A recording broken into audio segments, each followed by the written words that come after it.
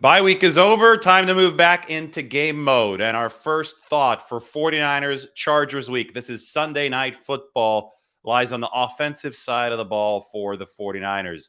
The Chargers have talented players on defense, but one of their most talented guys is unavailable. Joey Bosa coming off groin surgery. So they won't have him up front. And even with Joey Bosa, the run defense for the Chargers has been suspect this year. Number 28 DVOA on run defense, number 10 DVOA on pass defense. They got guys like Derwin James on the back end. They have some talent in that defensive backfield, but that run defense has been unable to fully put it together for the Chargers.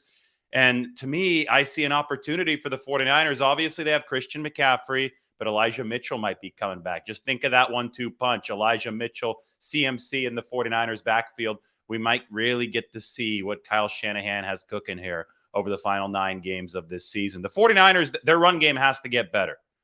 Their pass game following the Chicago game, so not including Trey Lance in the monsoon, is ranked number 2 DVOA on all of football. Number 1 if you cut out week 1 for Kansas City. But the 49ers are elite passing-wise so far this year. The efficiency has been there. In a year where we've seen up and down offense around the entire NFL, they've been generally good and consistent with the pass game ever since that Denver game, right? That Denver game was a big blip, but even including that, they're ranked in the top 2. It's the rushing attack for the 49ers that has been down at number 24. Now, since Christian McCaffrey showed up the past 2 weeks, the 49ers have registered number 13 rushing DVOA. My key for the 49ers is get that rush game into the top 10, keep the pass game in the top 5, and you are cooking with gas. And I definitely think it is possible against the Chargers team that is struggling against the run. Again, number 28 against the run for the Chargers. This might be the game where the 49ers really explode on the ground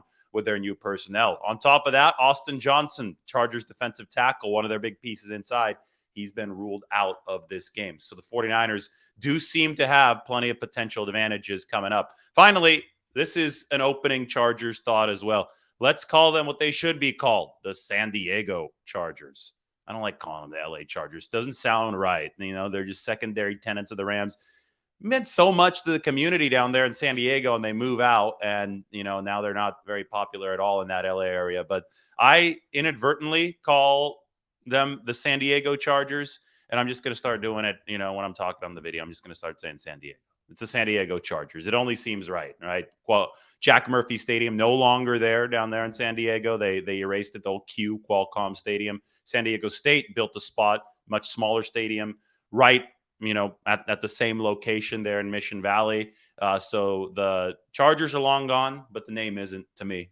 I'm called the San Diego Chargers. But the 49ers are playing them up in the Bay Area at Levi's. Sunday Night Football. They're facing a weak run defense. And to me, that is the one key that we're going to look at to start this game. I'll talk a little bit more about Justin Herbert, the Chargers. Good young quarterback a little bit later as we progress through this week of previews. So be sure to stick around for all of that. Like the video, sub to the channel. Herbert against the 49ers defense will be fun, especially since the 49ers are healing on that side of the ball. But this is going to potentially control the game for the 49ers. Their run game, McCaffrey, Mitchell, then, the whole passing apparatus that it's going to support against a weak Chargers run defense. Everybody take care.